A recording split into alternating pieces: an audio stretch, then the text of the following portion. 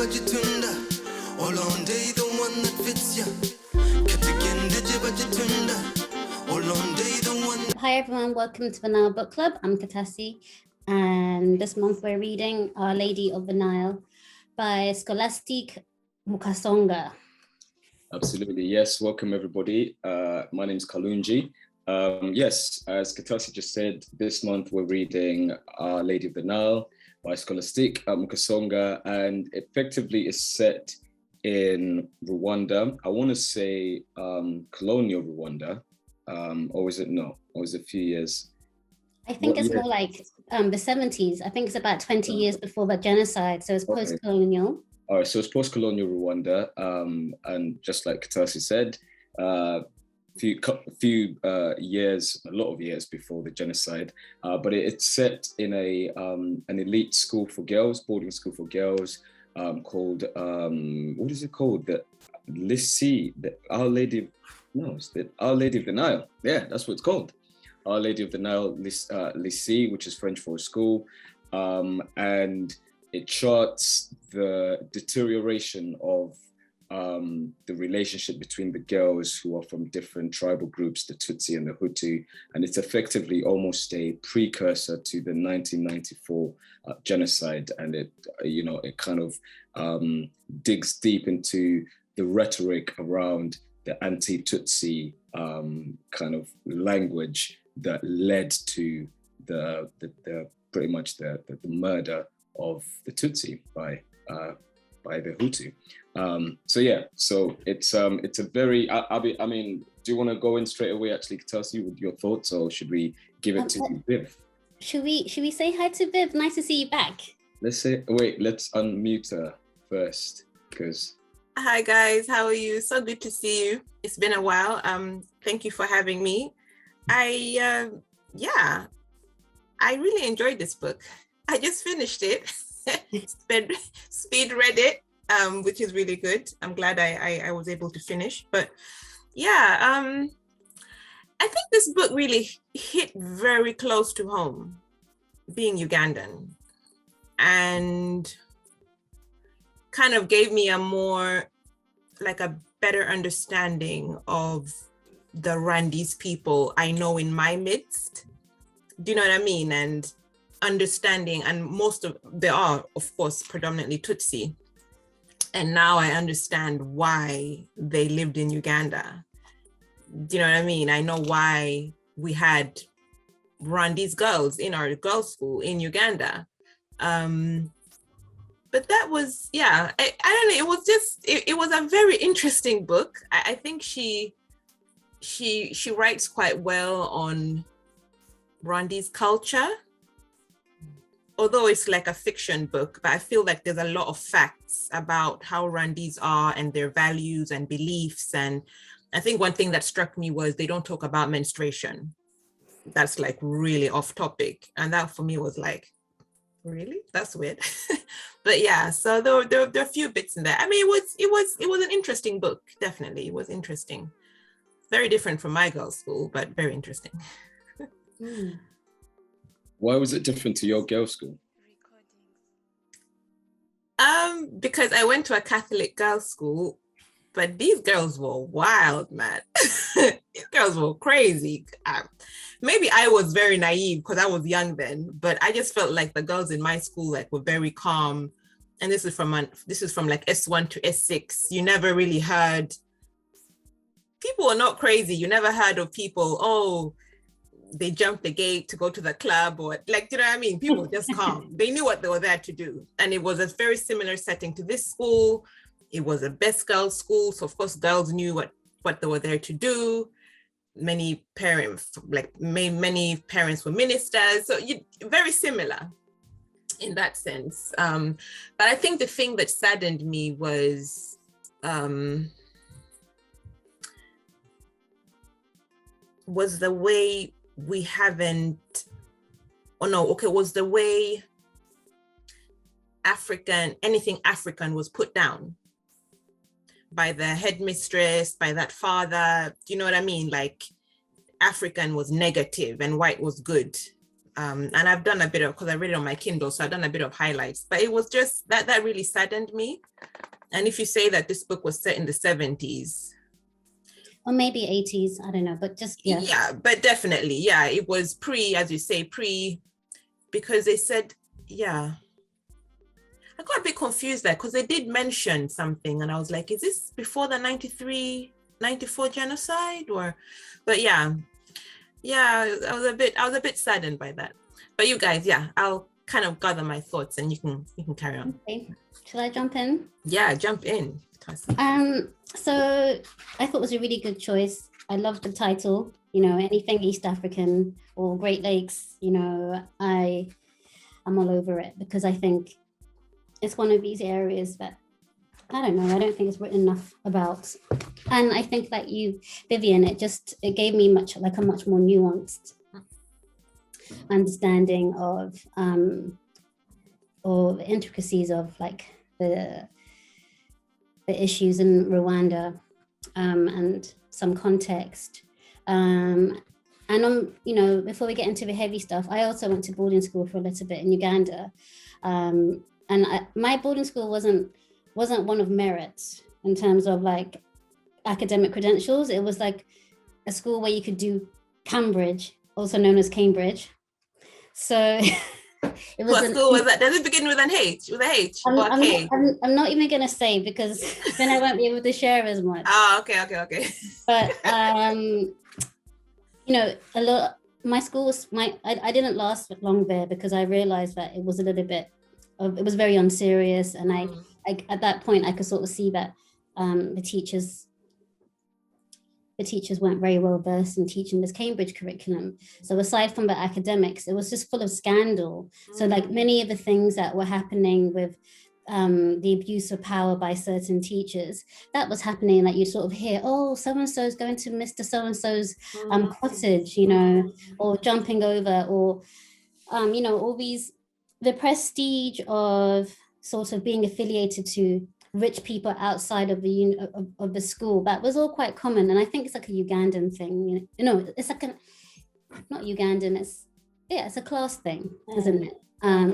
So like the scandal didn't surprise me at all. And I think Scholastic did a really great job of like creating this world. It was really believable, and it just took me back to my own sort of time in boarding school. And I found it to be really informative.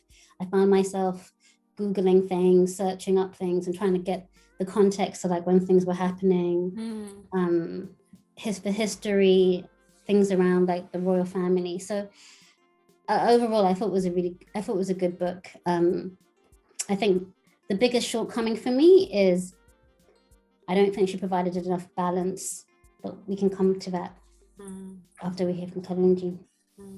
Yeah, I think like you two, I went to a few boarding schools, but obviously it wasn't a girls' boarding school. I did go to a mixed boarding school, but the one that I went to that was merit-based, Kaboja, I don't mind saying the name, was so tough that I couldn't handle it. Like I was only 8 years old, but that one.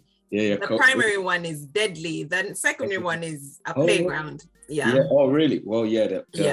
Hey, it was tough, and it was a bit like Our Lady of the Niles, and it was a Catholic school, and religion was very important.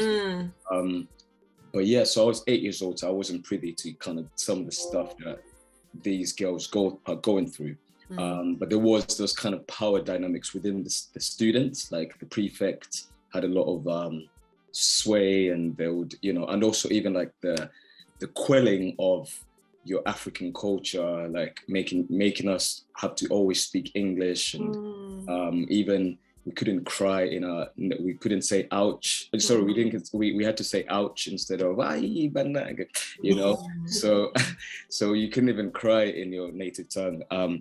But that aside, the book itself, it did take me a little while to get into it. I think she had a lot of preamble, which was great, like the world building. But apart from the funny comments and things that made me giggle, it was a very moving book.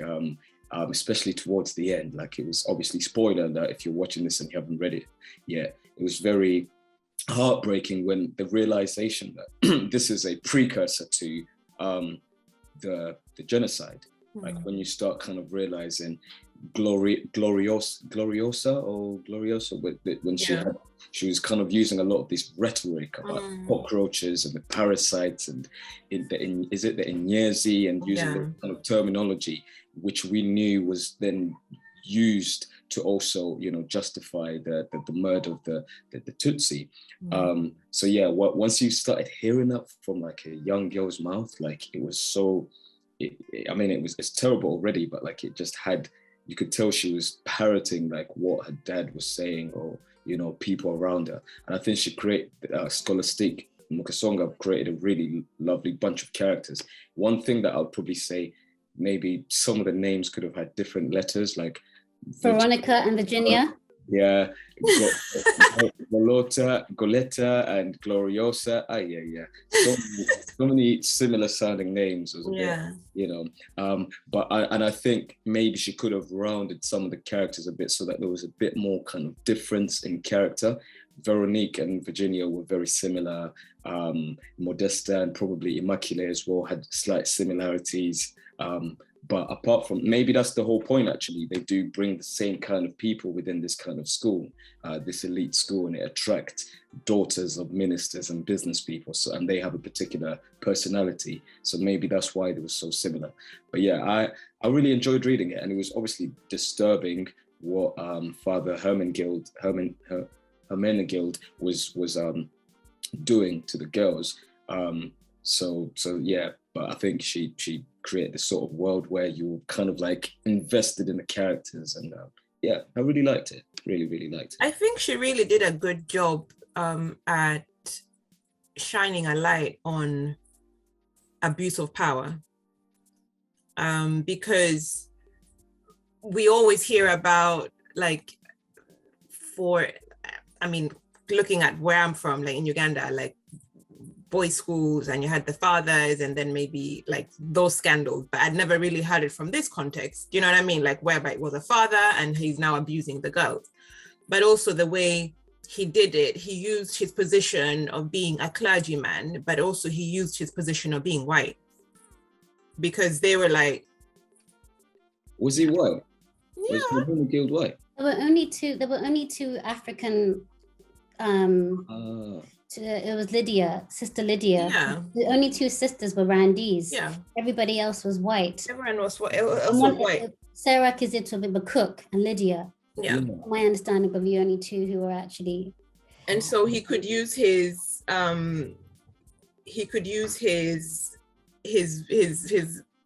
ethnicity, if I may put it that way, to kind of get what he wanted. Do you know what I mean? But I think another thing that kind of like I found a bit weird was, not weird, but was the very close intertwining of like witchcraft and religion.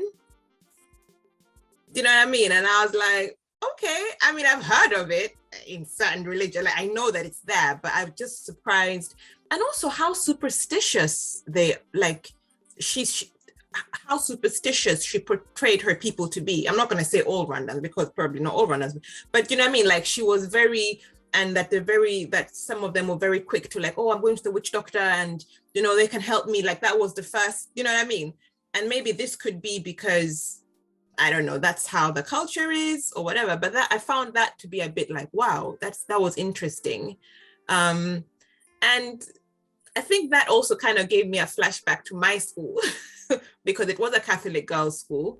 I'm not saying it was like, the witchcraft wasn't there, but the Mary, like the statue, Mary, that was like very central, you know what I mean? Like morning mass and the rosary and all that. But I've done a few like highlights, and I think also the thing, you know how the Belgians colonized Rwanda, and when they came, they were like, oh, Tutsis, you're the best, you're the most beautiful, blah, blah, blah, Hutus, you're blah, okay? And then they changed. I'm like, no. You know what I mean? And in that confusion, or in that, in that confusion, you now, they of course, there was a power struggle.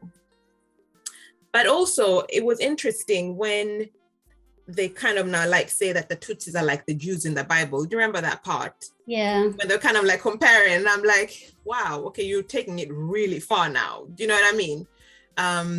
But I think it just, the history is actually really, really, really sad. It's very, very heartbreaking, because you had people that, you had a quota of 2 Tutsi girls to 20 students, which is madness. Do you know what I mean? So for them, they weren't able to get education. They were not able to, because I don't think they were able to have their own schools, right?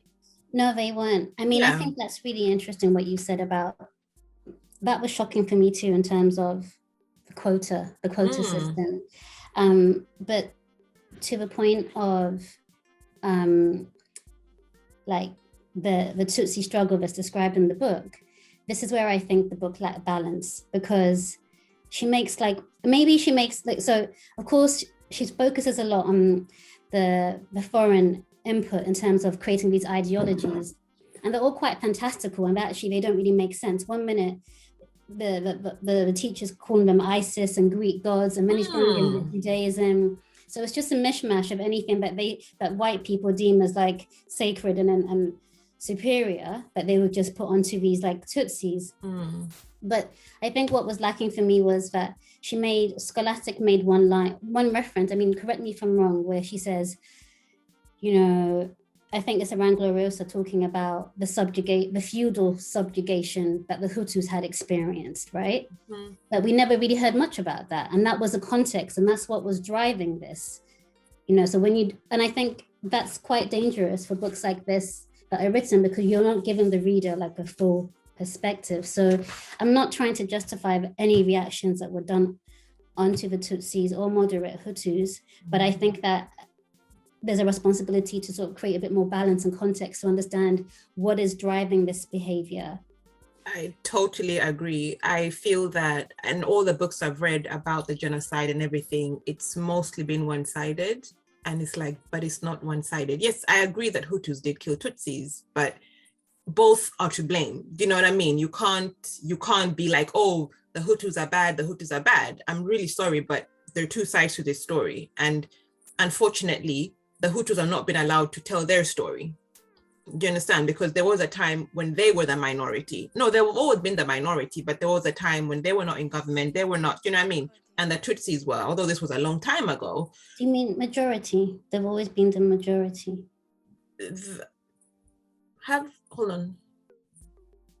Yeah, the Hutus have been the majority, right? Yeah. They've always been the majority, yeah. So I agree with you. I think that definitely she should have kind of had a better balance of letting us know, just giving us an insight at, but then probably she is Tutsi. So it feels like it's kind of like you're a sellout if you now tell the Hutu story. Possibly. Kalungi was disagreeing. He was like, Only because with something like the genocide, which happened in such a short space of time and such a large number of a particular group of people were murdered by another group of people. I just wonder if there is necessarily a need to hear the other side of the story, only because you don't want that space or that possibility for someone to justify and say, well, you know, they did go through a lot. So what do you expect? How do you expect them to react? And I think the context is necessary, but I just feel like, because, and also as well, the whole reconciliation aspect of it as well. And I understand, you know, the language around different tribes as well is encouraged not to kind of take place as much as it did in those times before the genocide. So just being careful, like not to go, oh yeah, but then the Hutus went through this thing, and you know, there's two sides to every. It was such a terrible thing for one group to do to another group, that trying to find a contextual kind of element of it, I don't know if it's as useful. So maybe that's why she didn't feel like she needed to add that, because it's like something terrible happened, and what happened to you before does not justify what you ended up doing. Do you disagree? I understand what you're saying, but then why focus on the ideologies and the racist ideologies that the Belgians perpetuated? why I give that part of the equation, because that is part of the stuff that's spurred on these conflicts. And for me, I'm not asking for like the plight of the Hutu, but I'm asking for a little bit more nuance in understanding how something that's actually historical, so like this feudalism we're talking about, right? That was for a very long time, but she makes it a point to go into the Queen Gisaranda, I can't remember her name, but she talks about her queen. So she's providing all this like history. So I think what I would have found more intriguing was like, how do you then sort of go from the subjugation to these extreme ideologies? I'm not looking to justify anyone's position, but I just think balance is important, and that I don't see how that would have been taken away from the plight. And I think it's really important to emphasize that moderate Hutus were also killed, and that's why there's this conflict between, is it Immaculée who's mixed? Yeah, I think so. Yeah. Yes. Yeah. Wait, no, it's Modesta. Modesta, yeah. Katasi, when you kind of like did your research, when were the Tutsis kind of like in power? Like when were they not hated? And not hated, I think they've always been hated, but when were they like people of, you know? I don't even think I can comment on it, like in terms of my history is sketchy, but for me, feudalism is a really interesting concept, and that's the part I'm interested in. Like if that's unpacked, like what did that then mean? What did it mean? And remember, this is for a very long time. There was no like Hutu kingdom, that there was no opportunity for that. So I'm just intrigued by the idea of, these people were made to be peasants, right? This is what it meant to live under a feudal system. Yeah. And also the complexity of when, and I hear uncles and aunts talking about this, like, Vivian said, there's a lot of Rwandese refugees or people who came through the various wars, because this has been in rotation, like these power struggles. So within those power struggles, I'm interested in, I personally, I'm interested in understanding the treatment of both sides when, in terms of like when whoever's not in power. And I think what was frustrating for me was after reading the book, this was actually made into a film. I'm not sure if you know. Yeah, really? It was made into a film. Yeah, I think they played it at Toronto International Film Festival. But it's in French. I mean, it's got subtitles, but I couldn't find it anywhere to download. And then Scholastique is Francophone, so all her interviews are in French. So I would have really wanted to hear like some of her motivations and understanding some context. I mean, I think she wrote in such a light way, like it had a light touch, her writing, because it's such a heavy subject. Like I was surprised how funny some of the interactions were and the characters, like, the Mother Superior, just how kind of like flustered and also she'd turn a blind eye on certain things, and people's crazy reaction for when the Queen was coming and how pissed off the guy who wrote the songs was that they didn't get to sing the full songs. And like there was a lot of really funny, light-hearted moments. And even between the girls as well, like just that kind of like camaraderie and like beef that sometimes happens in single-sex boarding schools. I worked in a boys' boarding school, and you can literally just transpose that into the same kind of thing. It's always funny interactions. But yeah, like it's such a heavy, piece of history. So I think my brother sometimes uses the analogy of like this. There's a particular fish, like a Japanese fish. And where if you don't cook it properly or cut it properly, it could be really poisonous.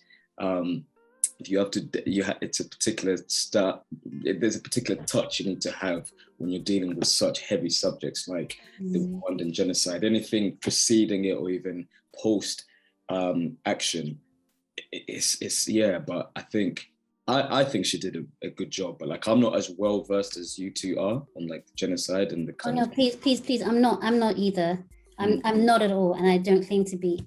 But just to continue on the lighter moments, I felt like she used the opportunity to bring in other issues. And like Vivian, you were saying earlier on around like this notion of imperialism, you know, like European imperialism, and how it just it was really heavy throughout yeah, the book. it was really heavy. And like the particular, like the funny, I found it amusing reading the chapters about the gorillas. Like Immaculée wanted to like go see the gorillas, and I felt like the narrator was just poking fun at this idea of it must be gorillas in the mist, you know, it's that time, isn't it, with Sigourney Weaver and Yeah, wasn't that Jane, was it Jane Goodall? Was that? Yeah, Jane Goodall, who's still alive, right? And there's like the whole foundation around it. So I felt like the narrator was really good at poking fun at these things that we just take for granted. Like, why are these sort of foreigners but experts at these animals that we've lived alongside for time? And then telling us that, oh, the gorillas don't like Black people because exactly. we are the ones that kill them. Have they told you that? Do they speak? Do you know what I mean? Like, yeah. And then I thought it was funny, like the Immaculée's like, her drivers are like, oh, you want to see a gorilla yourself? You know, when you then think about, basically, we want to go see the gorillas. My husband and I want to go see the gorillas. So we were doing all this research. Yeah. So it was just like quite serendipitous to be reading about it. And at first he was like, why would I want to go see the gorillas? I'm going to get eaten by like some creatures in the jungle. I'm like, they don't live in the jungle. They live in a forest. Yeah. But it's just this attitude that like I find sometimes African people have to like wildlife, you know, when this thing is so available to us, but we're so denatured. Anyway, so I really liked Immaculée because she was rooting for like what was actually hers, you know, what was being taken away. I think another thing, I think that's a very valid point. And I think another thing that really kind of also saddened me was the power of words, like this rhetoric of like Tutsi are lazy. And to be honest, this rhetoric has actually spilled over in Uganda. You can hear the same thing, oh, Westerners are lazy, you know, they get everything served on a silver platter. And them saying that, oh, Tutsis, you know, they don't work hard. And I'm like, but how are the Tutsi, like how would they be able to like get wealth and whatever when they don't have the resources? It's like, you know, that picture of where you have like a white person at the front on a racetrack and then a Black person at the back, and it's like 200, it's like you can't catch up, you know what I mean? If you have 2 girls per 20 students, how are the Tutsis, how are they supposed to have got education? Because the fact is, whether you want to admit it or not, education is the way forward. Through education is how you will get that job, you will get that, like, whatever. But you understand you know where I'm coming from, at least in Africa. Here you can make it, but you know, at least in Africa. So I was just saddened but then at the end of the day, like as a Tutsi, these are words that she has been hearing growing up. So I don't think it was hard for her to write these words down because she's been hearing all her life, oh, you're lazy, oh, you're good for nothing, you're a cockroach. You know what I mean? So I understand the fact that many of them fled to Uganda. And in Uganda, I think they were quite accepted. I don't know. I mean, correct me if I'm wrong, but I remember my dad's best friend was Rwandese. We had girls in our school that were Rwandese. But I remember because I started my senior one in 95. But these girls, of course, had lived in Uganda. They were born there and whatever. Their parents came a long time ago. But it's after the genocide that they now proudly said, oh, but I'm Rwandese, I'm not Ugandan. Do you know what I mean? This is now they felt safe enough to say, I'm actually Tutsi. So, yeah. You're mute. Muted. I know we talked about the light-hearted moments. What was the kind of like more troubling parts? I mean, I guess one of the obvious ones was Father Hermenegild with, you know, one of the girls. I forgot the girl that he took to his place and yeah. Wow. It wasn't Gold Live, was it? There was like so many girls with the letter G in there. But yeah, what was the kind of like more troubling moments? Maybe even apart from that, I was troubled by the white man in the hills, the Fontenale. Yeah, you know, and his fascination with Veronique and Virginia, like that was strange as well, and also just how readily kind of I don't know, how willing they were to kind of like, especially I think it was Veronique who was like really bought into because it was Veronique, because it was Virginia that was saved by Immaculée, and Veronique really bought into this gentleman's kind of like image and story. So what were the moments that kind of like stood out for you? It's like, oh, that's a bit strange. The ambassador. Was like, you're ambassador? I was like, yo, okay, this is what we're doing now. As in, you can, and I was just imagining that happening at my old girl. I was reading that and I was like, did I read this right? As in, he was allowed to come in on the weekend and sleep with her in the school, and the sisters and the fathers were fine with it. Like, I was, wow. And that's how far people will go to preserve their, I don't know, reputation or funding or whatever, and putting these girls' lives at risk. And she got pregnant and she died, which is just like, wow, that was really sad. That was also shocking for me. I didn't expect Frida's demise to be so brutal, really. And I don't know, I think the failure of those like European teachers or like the custodians, it was just like a reflection of modern day like issues in terms of them not being vetted. Like, you know, we hear these stories about these goodwillers or like saviors who go to Uganda to do all sorts of charitable deeds, but actually they're not vetted and they end up like abusing our like people. This was just like, it felt like an extension of that. And then I was really disturbed at the end. Like, I found myself being really affected by when it was all sort of coming, well, towards the end when it was all like becoming really violent and whatnot. Just the fact that they just looked on. And I felt like Scholastic was just using the school as, I don't know, almost like a microcosm of what the actual genocide was, because people just looked on, the world was just watching as these missionaries and these fathers and sisters were. And in actual fact, the pervy one, whose name I can't say, let's call him H. Say it again, Hermenegild. Yeah, Hermenegild. At the end, he was just actually like encouraging the young boys. The Hutus, Yeah, he was encouraging them. Yeah. So I thought that was a really powerful illustration of the reality of what actually did happen. But it really shows you how there was no loyalty. You kind of went with a majority. Do you know what I mean? If you wanted to live, you kind of went with a majority.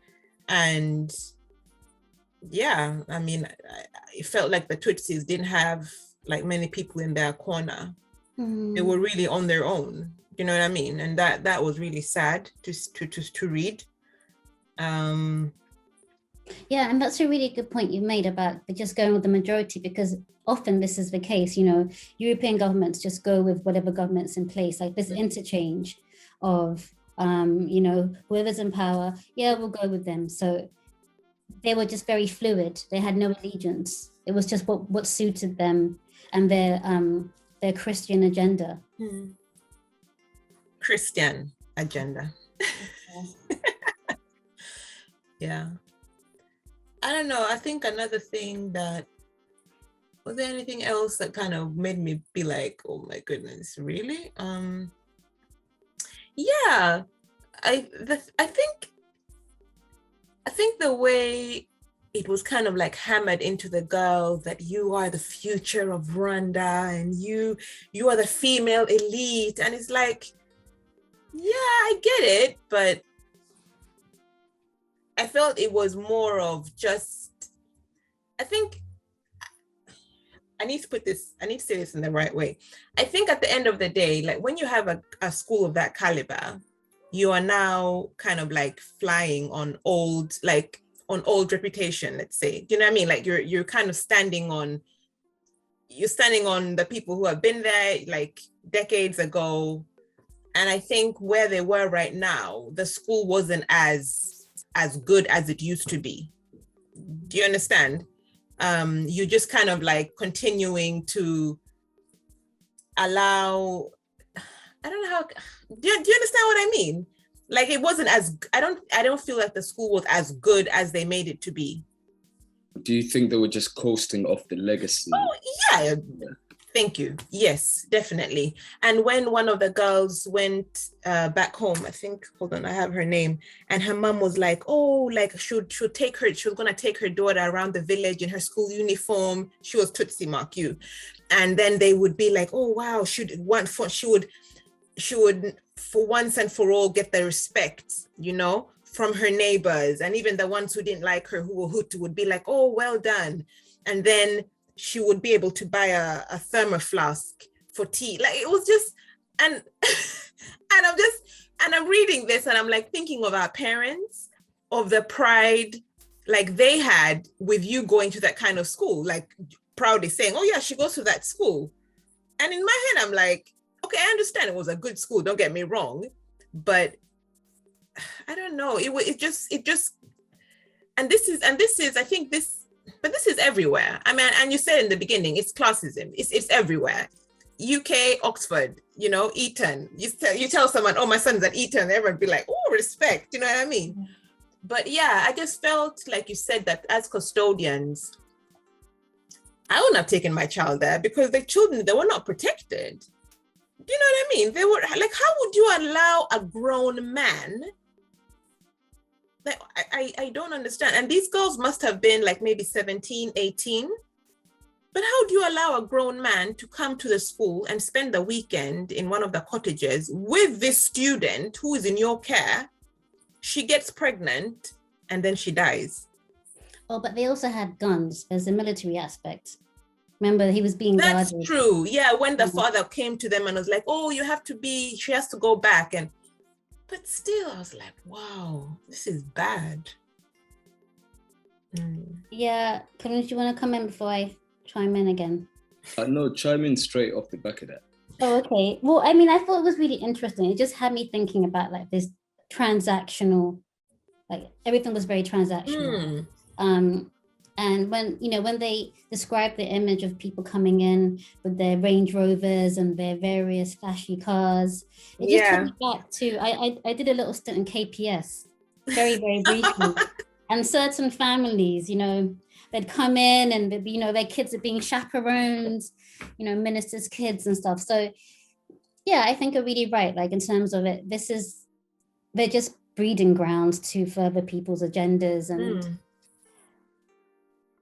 I think it's really disturbing as well when you think about the concept of boarding schools, because these are not indigenous ideas. Like boarding schools, especially missionary style ones, were created to civilize us. And this was a big theme that was coming through. Yep. So I was surprised, but I wasn't surprised, because again, you hear about so-and-so, someone minister in Uganda is getting married to someone else. Like it's just about furthering everyone's own agenda, and like becomes a bit incestuous in certain aspects, like keeping the bloodlines, the rich from continuing. So I felt a bit like that. But yeah, I mean, I just, like you said, like why would you send your child there? And to jump on the back of what you said about like getting us to be civilized, they spoke something about the food.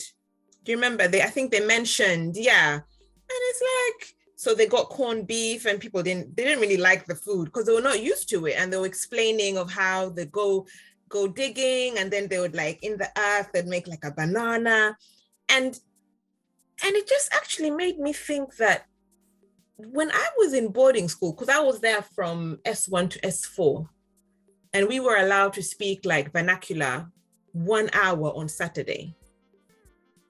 But we never spoke about like, oh guys, like, do you miss my toe? Like, it was always like chicken and chips. And you wanted to be as Eurocentric as possible. And I'm thinking back now and I'm like, wow, This is so sad.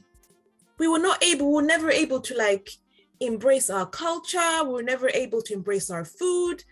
Yeah, don't get me wrong. We were served matoke and posho and beans, and we ate well, but still there was, I don't know, but do you understand what I mean? And it's that civilization. And you know, when she told them to like decorate their, sorry guys, I remember a lot because I just read the book. I just finished it, so it's very fresh in my mind. But when she asked them to decorate their rooms, yeah, I remember. And people put up, like, went to the student teachers. I remember we had those as well. We've got student teachers from England. And they got magazines and it was like, but these are teenage girls. Like, what do you expect? Of course, they're going to put up like pop stars and musicians. And like, what do you expect? They're not going to put up the Pope. You know? I mean, some did, but yeah. Yeah. What's KPS? What is Kampala Parent School. Oh yeah, I went to that. But KPS, did you guys, your school, I went to Chitante, which is the best school in the world. Our school was massive. Your school was so, how did cars even drive in? Was there space for that?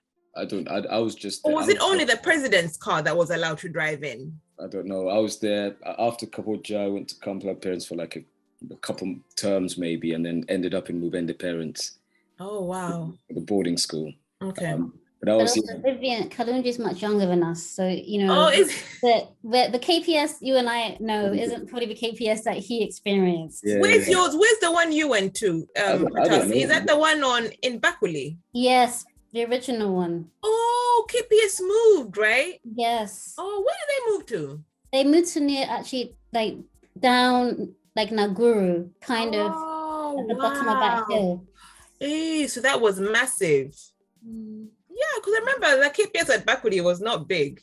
It was quite small. Yeah, I think it was on the president's car that was allowed to kind of drive in, drop off, and then drive out. I didn't want to say who it was. Oh, sorry. I just knew. I just knew. Because if we're similar age, then yeah, that's. Wait, so do you think you guys were there at the same time? Do you remember each other? No, I was in Chitante. She went to the other school. Another school. Oh. Which is also a little bit. That's a bit colonial too, isn't it? Yeah. We had the Queen come and visit, and Philip. Really? You know what's funny? Yeah, that visit of we had the Queen visit my secondary school here, and that the whole preparation that they were describing. You remember yeah. Yeah, like it resonated, and like they sent letters home that said, "Please ask your daughters to practice saying ma'am that rhymes with jam." Oh wow. Yeah, letters. Did you practice? You had to.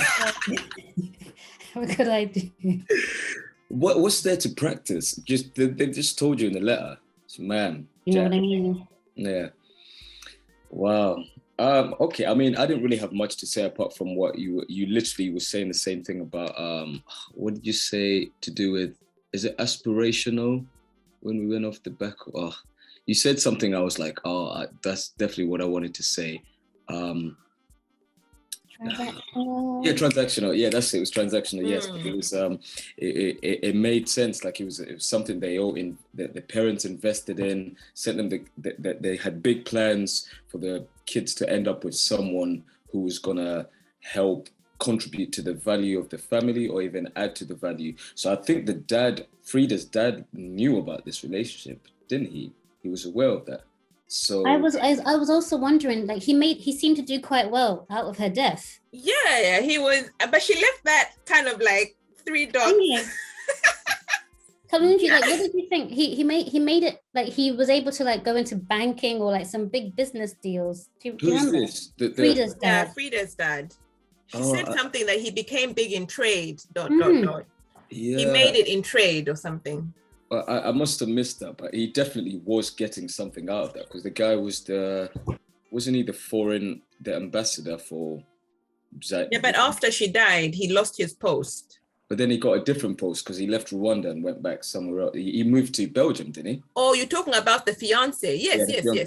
Yeah. He left. He had enough of Rwanda. He got what he needed. But yeah, so there was definitely like you said, Katasi, a transactional kind of relationship where, you know, he gets they're young kind of student from a well-off school, and then in return the father, you know, gets access to particular resources that he's kind of has access to.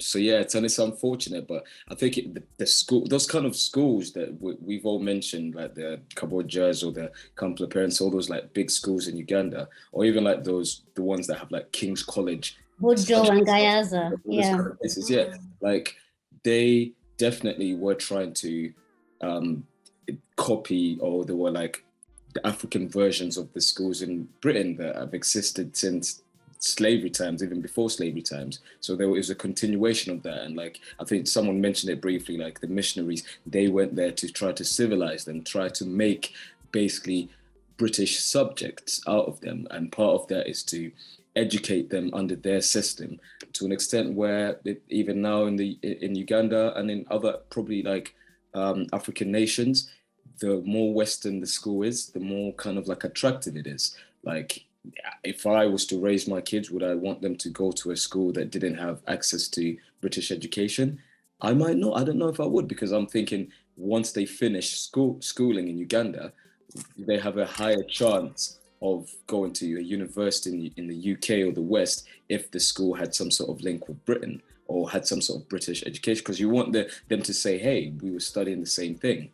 It's unfortunate, but that's I mean, people ain't rating Ugandan education as they used to. Maybe even, but Makerere was like one of the top universities in Africa, you know. But and there's the University of West Indies as well. Is like a big university, like it always ranks top in the kind of worldwide tables for universities.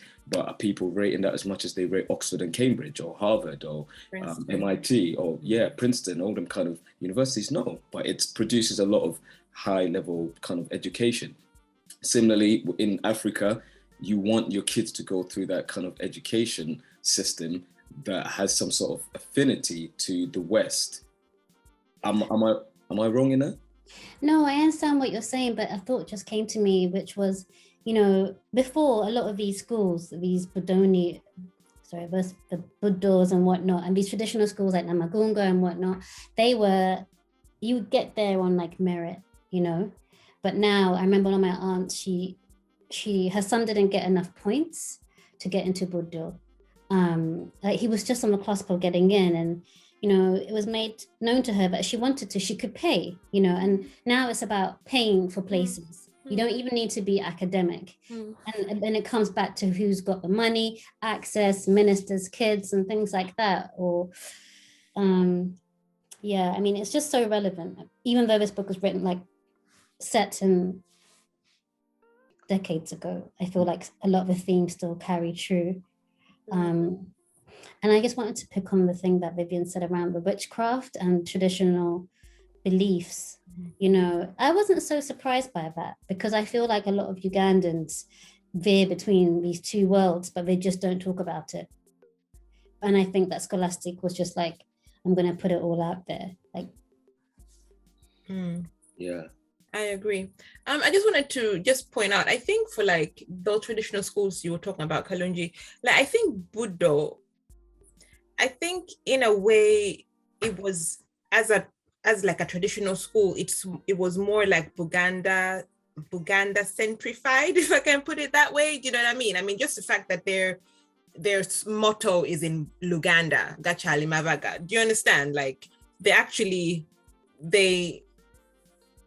they do uphold the culture, and you can't say the same for like the girls' schools. I think it was more uncommon for the girls' schools to do that, but I think for boys' schools, because there's this standing joke that boys from Maliango don't have to speak English. And my husband went to Maliango. Is that the one in the east? No.